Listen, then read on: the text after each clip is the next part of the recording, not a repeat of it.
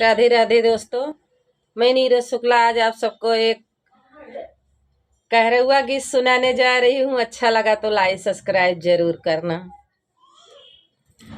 भर दिहला पेट राजा बोलिया सुनाई के चली जाब नहीं हरे बीरनवा बोलाई के चली जाब नहीं हरे। भर दिहला पेट राजा बोलिया सुनाई के चली जाब नहीं हरे बीरनवा बुलाई के चली जाबे नहीं हरे।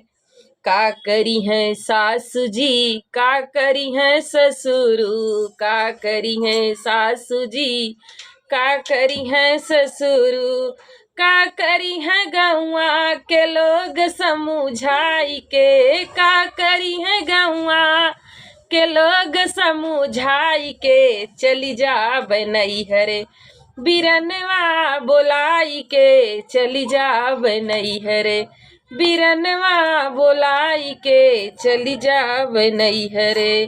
का करी है जेठ जी का करी है जेठानी जी, का करी है जेठ जी का करी है जेठानी जी, का करी है टोला पड़ोसी समझाई के चली जाब नहीं हरे बीरनवा बोलाई के चली जाबे नहीं हरे।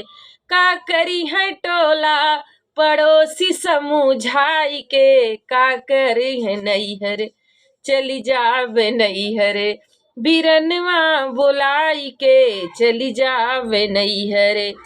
का करी है ननद जी का करी है ननदोई, का करी है ननद जी का करी है ननदोई, का करी है लहुरा देवर समझाई के चली जाब नहीं हरे बीरनवा बोलाई के चली जाब नहीं हरे।